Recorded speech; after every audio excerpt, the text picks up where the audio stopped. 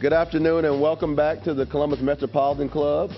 It's good to see all of you. I haven't been up here for a while. It's good to see everybody. Hey friends, how's everybody? Good to see you. Welcome back. I'm Mo Wright, immediate past chair of the Columbus Metropolitan Club and member of the Board of Trustees, and it is so good to see all of you once again, and welcome back to CMC. And so today's forum, we introduce the topic, Political Satire in the Time of Trump. It's presented in partnership today with Cartoons Crossroads Columbus, or CXC, as well as the Billy Ireland Cartoon Museum and Library at The Ohio State University. They have many guests and associates representing them today. I want to thank me and welcome them to their support.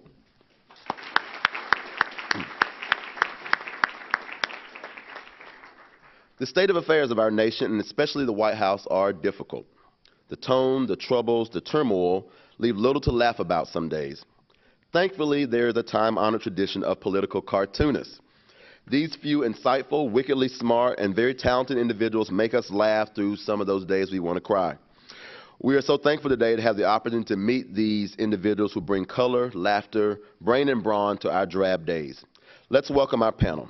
First, cartoonist for Harper's, the LA Times, The Atlantic, and others, welcome Dwayne, Mr. Fish Booth.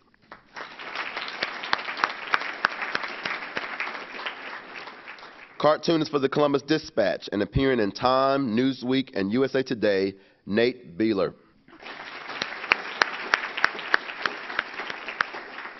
Cartoonist for the Washington Post, the Boston Globe, Newsday, and others, also Pulitzer Prize winner Ann Telnaes.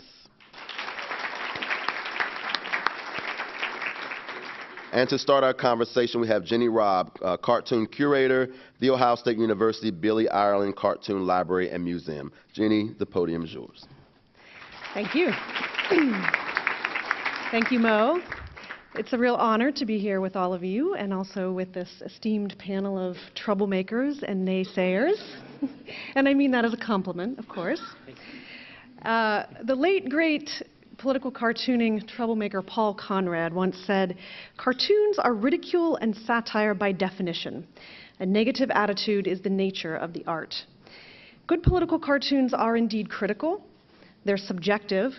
They express a particular point of view that will certainly be objectionable to some readers. Sometimes they amuse, sometimes they infuriate, but in spite of the fact that they exaggerate, oversimplify, and distort reality, the best political cartoons allow us to see the truth more clearly. So I want to start the conversation by asking our panelists, in your view, what is the role of political satire and political cartooning in a democracy? Aside from generating letters to the editor? I have heard from a lot of cartoonists that if they're not getting negative feedback and hate mail, they're not doing their job. That's true, yeah. I mean, what I always say is that cartoonists are basically visual columnists, and it's a multi-day conversation with readers, and the point of a conversation is to stimulate intellectual discussion about what's going on, and I think that really is the main goal of anybody who is in the press, is to get people thinking about what's going on in society. And as cartoonists, we're able to draw something and get through to somebody within seconds, and so we are the practical jokers, we're the court jesters, I guess, in a way. Yeah, and I think he brought up a good point, that, you know, we're just like any writer that you read of commentary. I mean, everybody always kind of hangs on to the cartoonist label, but we're an editorial cartoonist. I mean, our main mission is to have a point of view. It's ours. We do it through satire, we do it through visual images, but our primary purpose is to have a point of view and present that point of view in our cartoon. So that's what makes us different from, you know, just a plain cartoonist. I think some people don't know that. You'd be amazed how many editors don't know that. But that is the big difference. Yeah, and I would also add that what we do is we ask impolite questions. That's the difference that I see, because I've only had a few jobs where I was actually considered sort of staff, because I tend to want to be an outlaw with how I approach questions of politics and culture, because I think the way to get to the truthful center of things is to ask inappropriate questions and to risk upsetting people. Because what you want to do, I don't know how everybody else learns, but the way I learn is I get upset at the notion that I'm wrong. Right? And so if you're presented some information and reflexively you're just like, I don't agree with that, and then the person who is engaging you says, why don't you agree with that? You have to think about why you disagree. And then oftentimes you'll find out that, oh geez, I was believing in something because I had a reflexive way of engaging with it. And I think that what our job is to open up that, destroy all assumptions and make it necessary for people to deliberate on how they think and feel about things in the moment and not coast. And I've been watching a lot of comedians in cars getting coffee lately, and I have noticed frequently that Seinfeld and some of the other people, they say the laugh is the most important thing. And people get upset over what I'm saying, but I don't actually believe what I'm saying because I'm just trying to get a laugh. And that's the opposite of what we do. You know, we have to actually believe what we put out there because the point is to tell uncomfortable truths and talk about topics that are sensitive to people because it's good for the entire discussion in our democracy. Well, I would ask you guys this question. How do you engage with your editors on that very point? Because I feel like people are less and less literate in knowing how to read what we do, right? Mm-hmm. Oh, yeah. I mean, yeah. Isn't that a problem? It is a problem. And of course, with social media now you have to engage with that, too. So and it's much more immediate, and editors aren't as used to having to react so quickly to outrage. And we definitely outrage people. So yeah, it is difficult. Or even, you just made me think of something else to add on to that, which is, oh shit. I was just upsetting myself by looking at Anne's face and just being like, I just interrupted her. This better be good. It's okay. I'm used to it. Jenny, go on with the next question. No, but the thing, quite often with our profession, there are editors and there are readers who will judge the validity of what we do on whether or not it ends with a laugh. Right. Which I think is a huge problem, because when we're engaging, when we're trying to get to the bottom of issues that are really, really dark, we're trying to indicate that there are certain threats politically and culturally that we want people to be aware of. Sometimes it's very hard to turn that into whimsy or turn that into burlesque. And I think that more and more there's editors, and again I would even say audiences, that are judging our art in accordance with how big the laugh is rather than the conveyance of necessary information. I see a lot of criticisms of cartoons that say, well, that wasn't even funny. Right, and right. historically, some of the most effective and powerful political cartoons aren't funny at all and weren't trying to use humor. It's one tool that you have, but certainly there are a lot of excellent cartoons that aren't using that tool, that are using other things. Yeah, humor is just a hammer in our toolbox. You know, it's a hammer. It maybe is a screw more than a hammer, but it is just one thing that we can use to get our point across. You know, there's lots of different things, irony, and even just a straight cartoon, that is not funny at all. That is just a tool to get a point across as well. And the idea that we have to be funny every single day is hard. And the same thing, this actually relates to the Trump era, is having to generate outrage every single day. That's hard as well. And sometimes me, working for a daily newspaper, it's nice to have a day off from the outrage and I can do something that is funny. Not just to be funny, but where it's maybe not as much a punch to somebody's gut. So you mentioned Trump. Our current president has in many ways been a boon to the media in general and to political satirists in particular. Certainly subscriptions and page views have gone up with many publications. Cable news shows have experienced surges in terms of their viewership, as well as some of the political satire shows like Saturday Night Live, The Daily Show, etc. We've also seen a wave of new TV shows and websites and even apps that are dedicated specifically to political satire. So my question for you is, has Trump been good for your business, and is this a golden age of political satire? Well, here, I'm going to roll my eyes right now, because that really drives me up the wall about, all this, is it good for you? Is it, is it giving you more hits and things? This is awful where we are. I mean, this is dangerous where we are. And, I did a lot of cartoons during the Bush administration criticizing the mainstream media because, frankly, they weren't, doing their job. I thought, actually, the cartoonists did a better job than they did. So, I don't like that question. I have to be honest with you. Everybody says to me, oh, you must be having a great time. You're doing great work. It's a great time. It's not a great time. I mean, I feel the need to draw every day.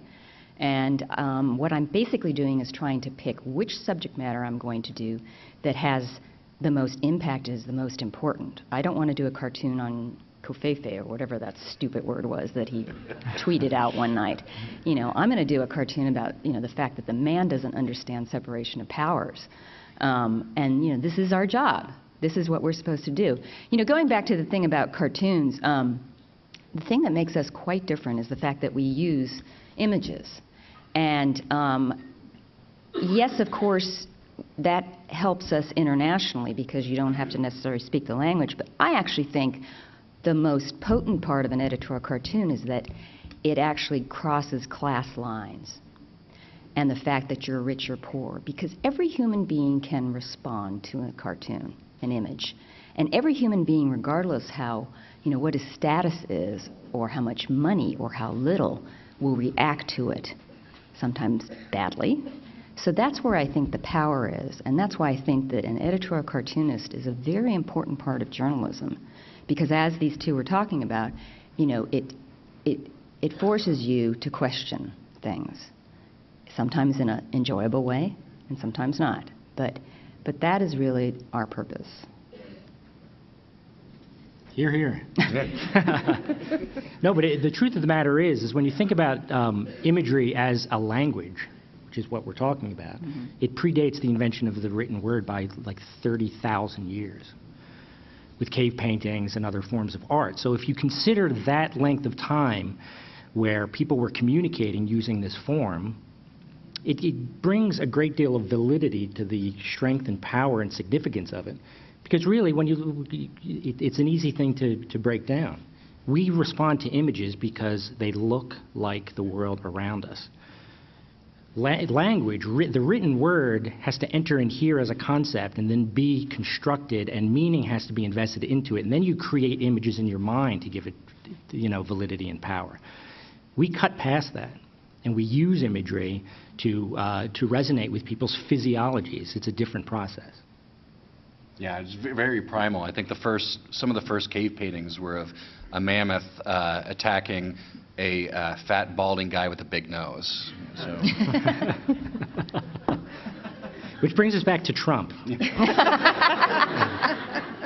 But I will echo what Ann was saying. It is, and I've gotten the same thing. It's just like, wow, doomsday is really causing a lot of work to come your way. A skateboard company contacted me after Trump was elected. I have stuff on skateboards now. But just like Ann said, there is a real problem and a real challenge to look at the political situation that we're currently engaged in right now. And in many ways, it's so idiotic that to try to devise an intelligent commentary for something so blatantly stupid is very, very, very, very hard. So do you think that Trump is different?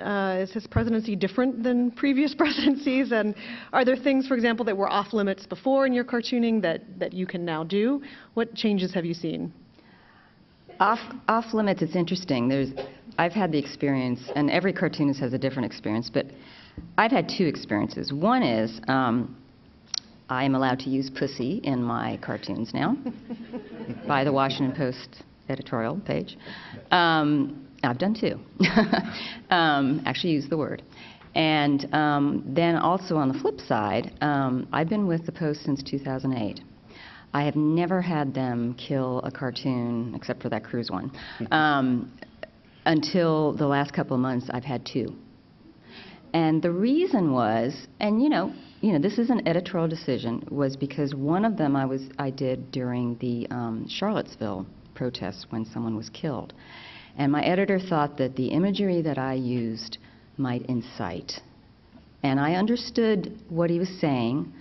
It made me angry as a cartoonist because I wanted it out there. I think if I had done that imagery at any other time, he would have printed it, or not printed it, put it online, because I'm online.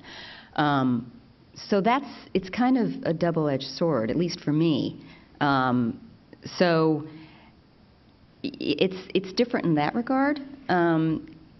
It's different in the sense that, as I expressed earlier, I really feel like this is a very difficult time because I feel the need to constantly do something. And even during the Bush administration, where I did plenty of cartoons against the Bush administration, I don't think it's anything close to that. One thing that I think is feeding all this is that it seems that there is a news story being breathlessly played out on cable news and on websites every single hour. It's apocalyptic. Right, every hour, yeah. Yeah, and it is difficult to really sort through all that, I think, and to figure out what is really newsworthy and what really demands your attention and outrage. And it is exhausting to work up that much bile daily or hourly. Hourly, really.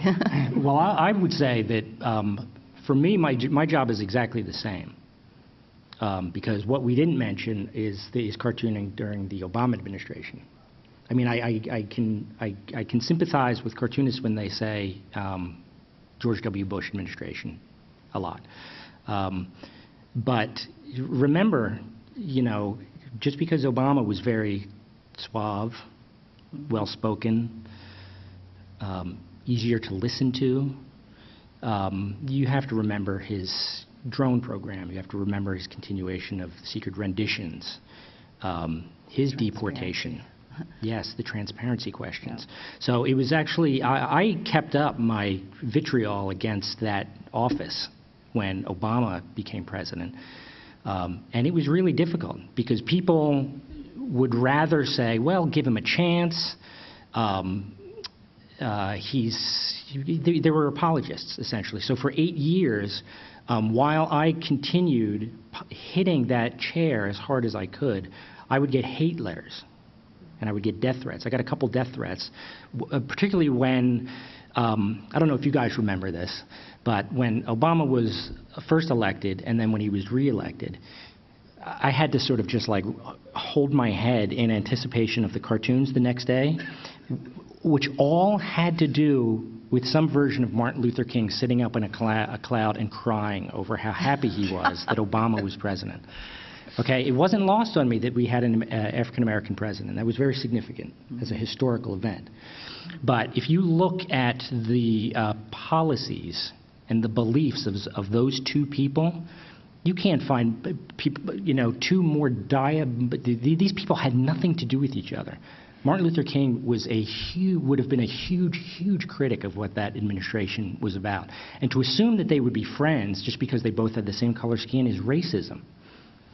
So again, it's part of our job too to also look through that kind of shorthand and that kind of prejudice and name it for what it is, even if politically it's culturally unpopular to go against Obama. In those that's an interesting point that he brought up, because I remember once the great Herb Block, who was at the Post for a gazillion years, I remember he once said to me that it depended, at what point in his career he was considered either liberal or conservative by people, because if he was against what you thought, then automatically he was the other side. So he didn't change his point of view. It was just dependent on what people felt at the time and who was in power. Yeah, I think there's just incredible value to that. And first of all, it makes your work fresh, because you're not pigeonholed. Mm-hmm. You're not a Republican, you're not a Democrat, you're you. And it goes back to being a columnist and not a partisan creature necessarily. And I do think that there are people out there among the commentariat, including cartoonists, who just for some reason feel like they need to be part of a team. Right. And I've never understood that, being part of the team. The team that I'm on is a newspaper, and the journalism tribe, I guess. And the point of our existence is to go out there and get people talking, and not necessarily thinking a certain way, although we do that at times with our own work. Well, we all have our own. I mean, we're some of us are more liberal, some of us are more conservative. But right. I don't have a problem doing cartoons about stupid Democrats. They act stupidly sometimes. I'm not even a Democrat, but people will write in and say, "You stupid idiot Democrat." I'm like, no, Right. I mean, that's what cartoonists' job are supposed. We are supposed to go after those in power, frankly, that are abusing their power. If you really want to be simplistic about it, and government has power, and they make a lot of decisions about people's lives, and that's our job. And the only, I actually will even further that as a woman cartoonist. I mean, I did a lot of cartoons against the Catholic Church early in my career because of their policy. They had a lot of influence on not just Catholic women, but women in general. And I thought it was completely fair that I would criticize the organization, not the belief, but the organization, when they were creating policy and influencing our lawmakers. So that is our job. So we hear a lot about how divided the nation is, and that people seem to be less willing to engage with whether it's political satire or news stories that have a different point of view from their own. Do you find that in terms of the responses that you're getting from readers?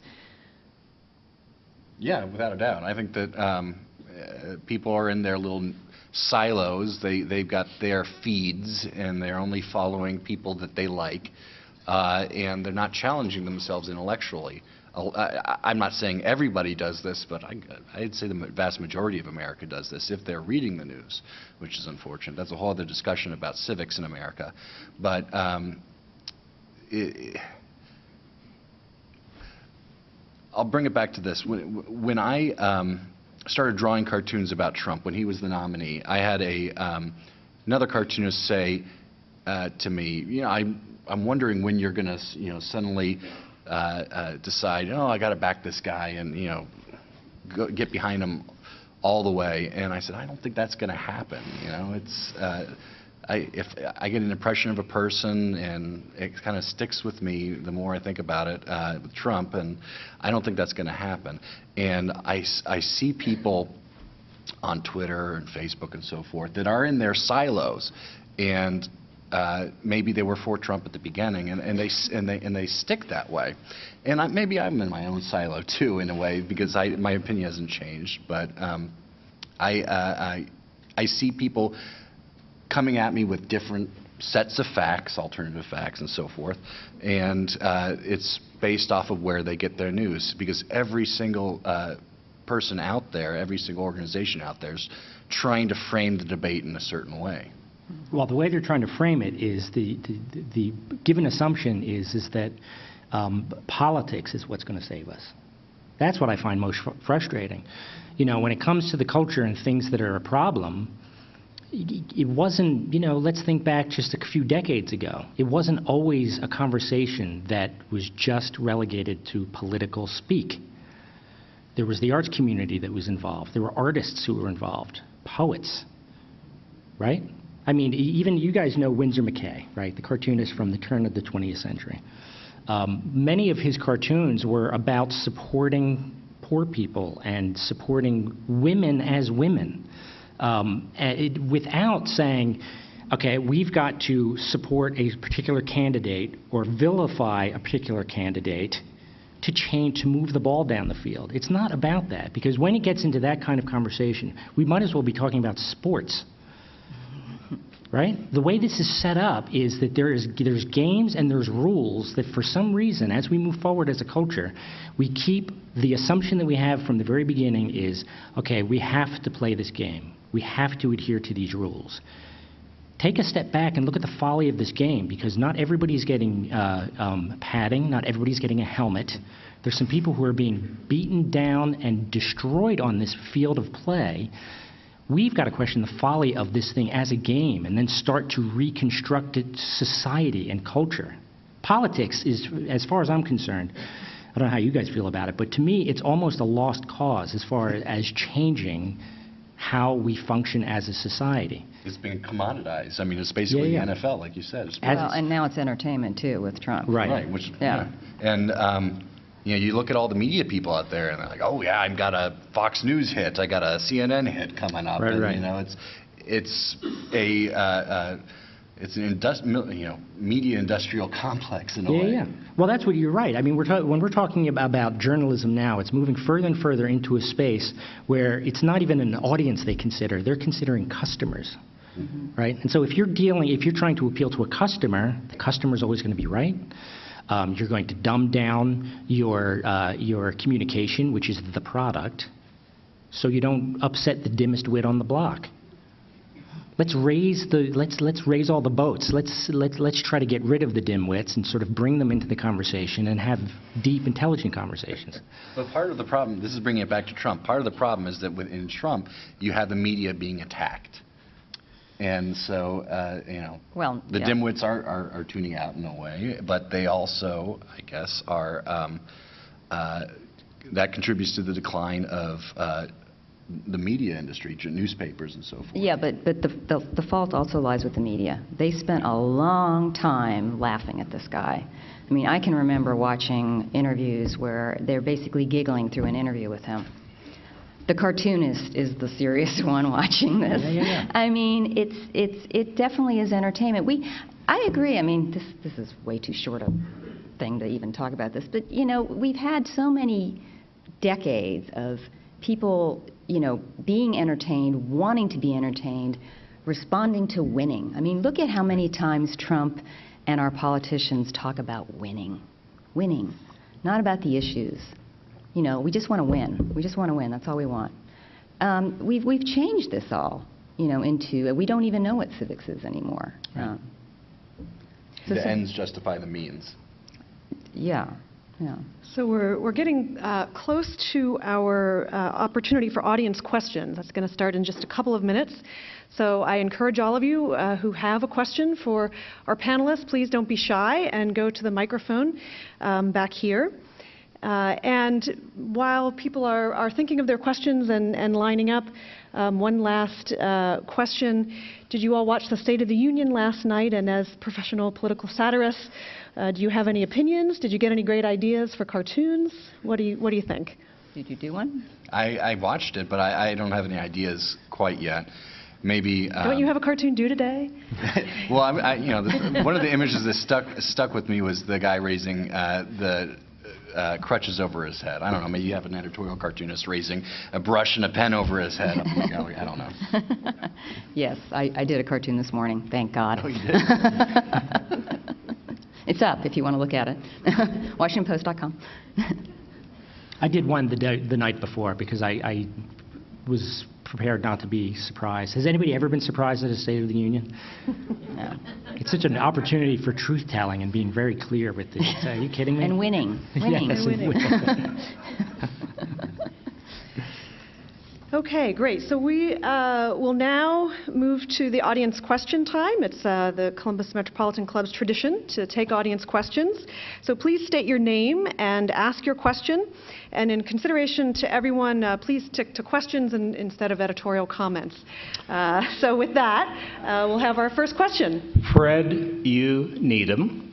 And you touched on this a little bit.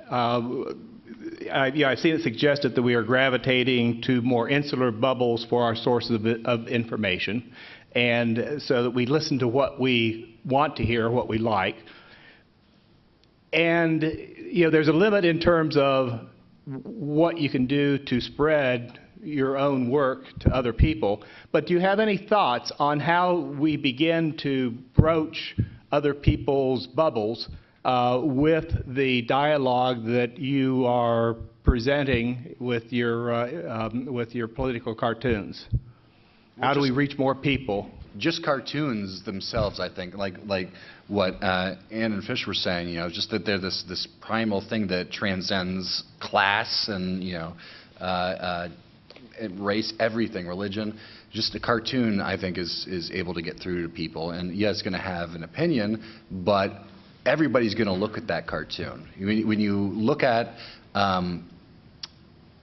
when you look at anything, if you see a big block of text, you're going to gravitate to the image that's on the page, the website, whatever. That's the thing that you see first. So cartoons just have a natural draw for your eye, and it doesn't matter who you are, you're going to be drawn to it. So I think cartoons are a great way to reach people in those different bubbles. I don't know. We're all cartoonists, so I'm sure we all agree with that. I have a different answer. My answer would be, and I'm going to sound like an old, crotchety man, but I blame technology.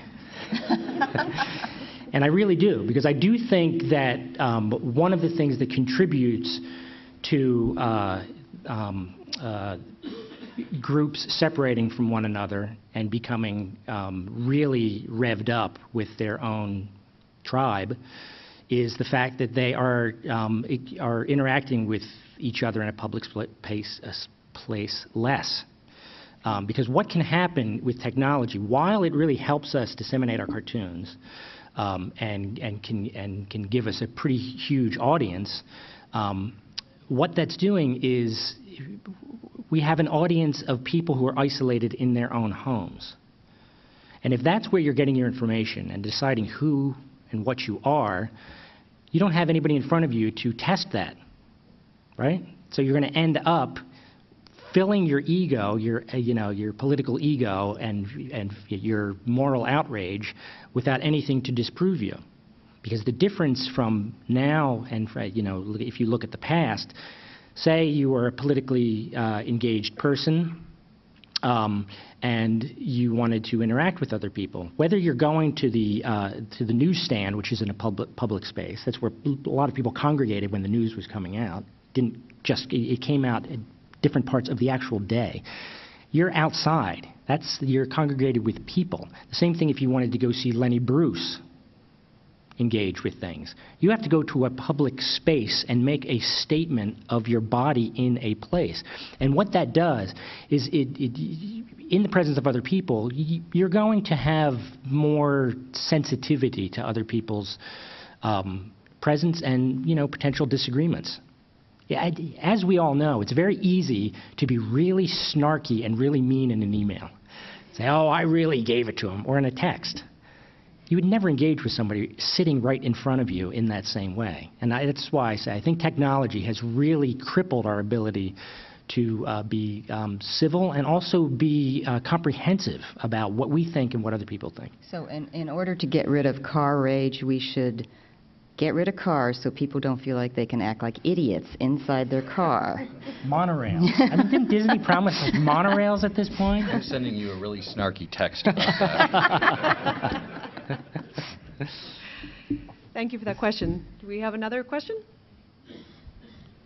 First off, Mr. Fish, I don't see you as the crotchety old man yet, but I think when you get there, you're going to be good. I think you got what that takes.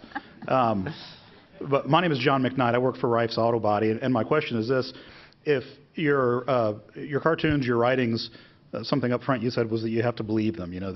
I forget exactly what you said, but they reflect your beliefs. That means every time you're putting a strip out there every day, I mean, you're kind of showing the whole world, what you're really thinking.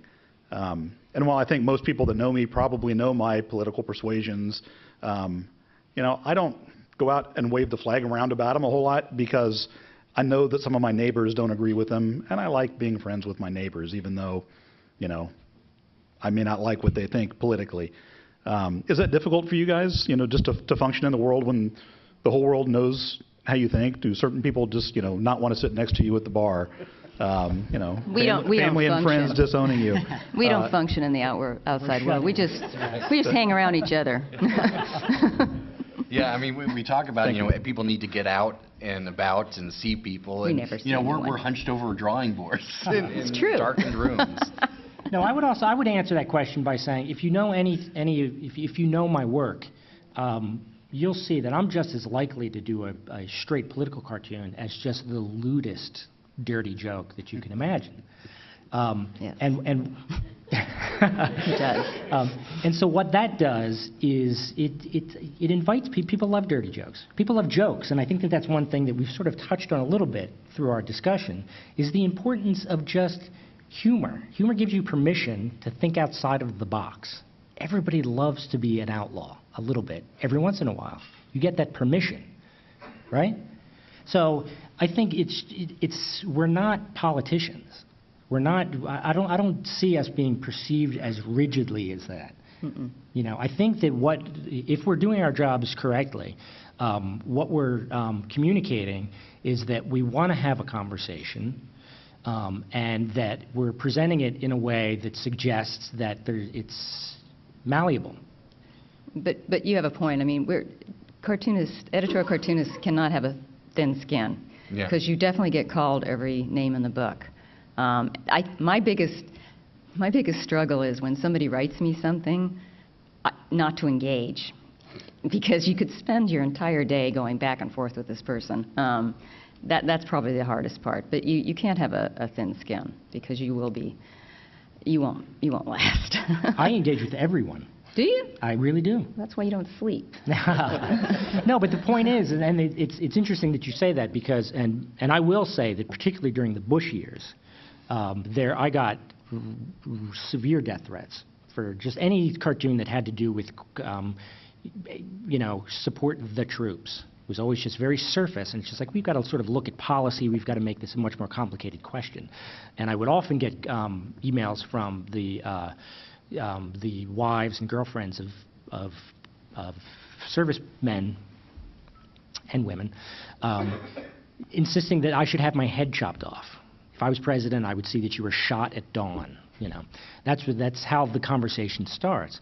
But I found that rather than just like, oh yeah, well, you know what I would do to you type of response, I would have this engagement going. And every single one, and this is over 8 years, and I could say this has happened between 20 and 30 times, I ended up with a new fan. Yeah, that's... Just by virtue of the fact that I was willing to engage, because we're presenting shorthand, right? So, of course, anybody who's presented shorthand with volatile issues can sometimes, if the person who's engaging with you disagrees with you, as being, you're using too much shorthand, you don't understand exactly what's going on because of my personal experience with war. And then you engage, and then it's just like, oh, okay, now I understand what a cartoonist does. Yeah. Great. Next question. I'm John Lowe. The term cartoon connotes Bugs Bunny and Wile E. Coyote, or at least humor. And as you've said, you sometimes are not engaging in humor. It seems to me you need a different term. It's always bothered me that we call those cartoons when that's not what most people think of as a cartoon. Would you agree? Editorial agitators? What? Contrarians. Yeah, no, that is the problem, because people, like you said, especially Americans, think of cartoons as, what they saw growing up, Disney. Right. Warner Brothers. And the thing is, American editorial cartooning was a lot more cartoony since, well, I guess, Pat Oliphant coming over. I don't know. The modern editorial cartooning is, very influenced by the Warner Brothers cartoons and all that sort of thing, Disney. But before all that, editorial cartoonists were drawing realistic cartoons. Yeah, they were illustrations. Yeah. Right. Yeah. And dark, very dark. Dark, yeah. I mean, they were, true artists. Yeah. I mean, all of us nowadays are hacks compared to these guys. And it was called editorial. They were called editorial cartoons back then, weren't they? Yeah. Yeah. So I mean, it originated even before that. So it's maybe the Wile E. Coyotes. the Disney stuff and appropriated the term. it has to do too with what editors are choosing to publish. If they're choosing to publish baseball cartoons, then that's what people think that's supposed to be. I mean, I've actually had, it's very frustrating, I've had younger people ask me questions, say, well, how are you balanced when you do your cartoons? I'm like, balanced? That's not what I do. That's the problem. But, over, for instance, at the UK, I don't know if you follow any English editorial cartoonists, they are brutal, and they're great. But, their editors are allowing them to do that. So, it has a lot to do with what's being published. Yeah, and what you see is in the newspaper or online or whatever nowadays, and that you say that's what a cartoon is. For example, I grew up reading the Dispatch, and they were printing Tom Towles, Pat Oliphant, Jeff McNally, Jim Larick, and to me, those were editorial cartoons. And it's just a slice of what editorial cartoons could be and are. Mm-hmm. And so to a lot of people, those are the big mainstream names back then. And to a lot of people, that is editorial cartooning. But you have people who are doing nowadays multiple panels and long-form editorial cartooning, and that's something that even animated editorial cartooning, yeah. Which Ann does. So there you go. And I would even add to that my influence for the cartooning that I do was never editorial or political cartooning. I would say that my inspirations, and I see this as what the best kind of editorial cartooning can do, is John Coltrane. Even just think outside of the pictorial form, because it's always been very interesting to me how artists engage. Whether they're the artifacts that they're creating that demonstrate the proof of their radicalism is a cartoon or a piece of music or a piece of fine art. To me, it's the same kind of language with the same purpose, which is recognizes the vulnerability of human beings and the potential we have as a community to communicate and raise the level of our collective awareness. And I want to stand up for Bugs Bunny too, because he was so subversive to me when I was a kid. He was my first Noam Chomsky. So I think we have time for one more question. So Benita Khan.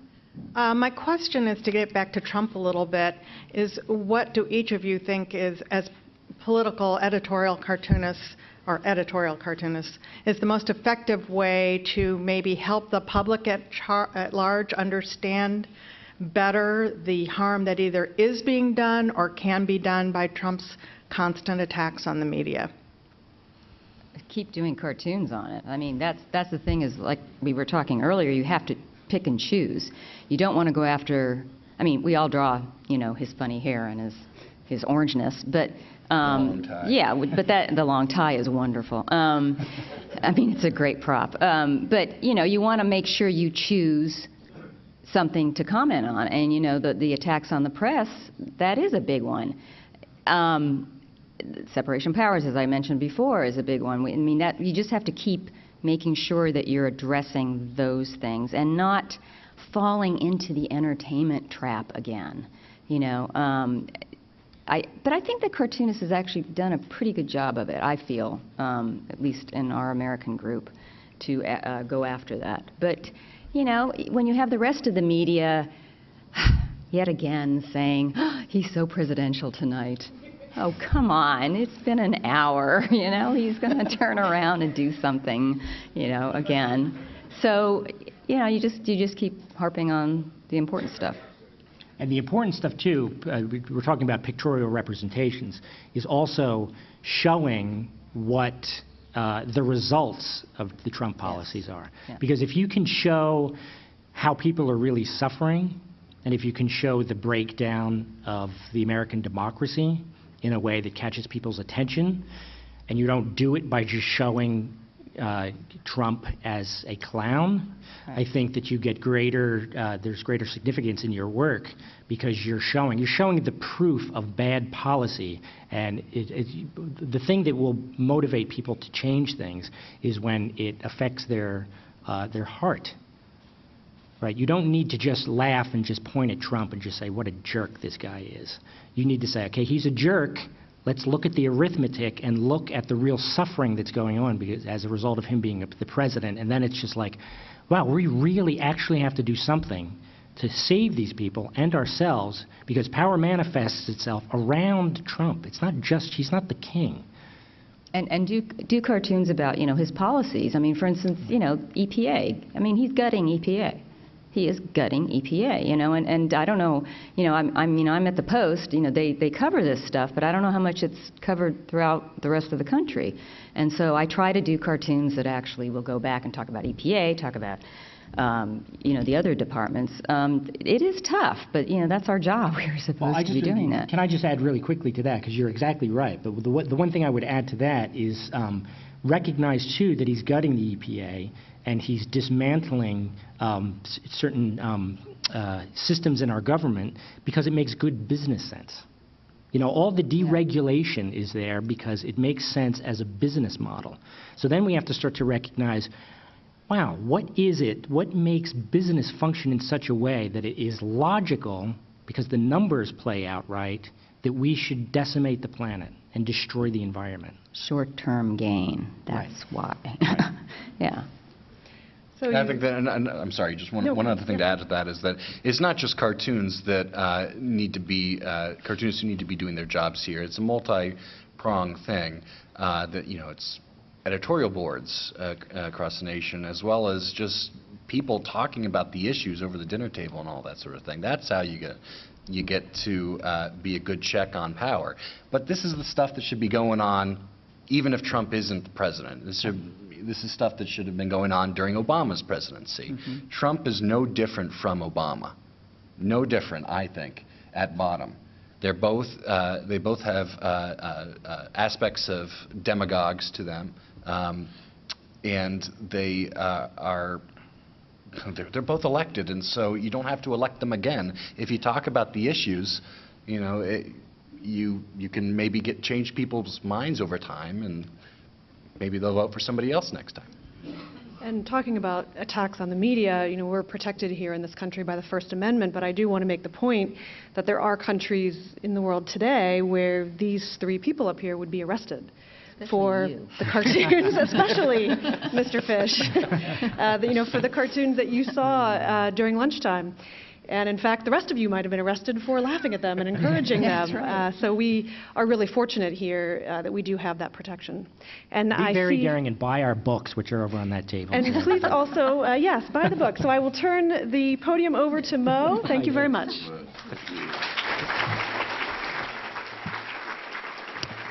Well, we know you enjoyed today's forum. Great conversation once again. Let's thank this panel, Ann, Dwayne, Nate, and Jenny. Let's give them all a round of applause one more time. Thanks again to our partners, the Cartoon Crossroads Columbus and the Billy Ireland Cartoon Museum and Library at OSU. So thank them for being our partners. Thank you all for coming. We'll see you again soon.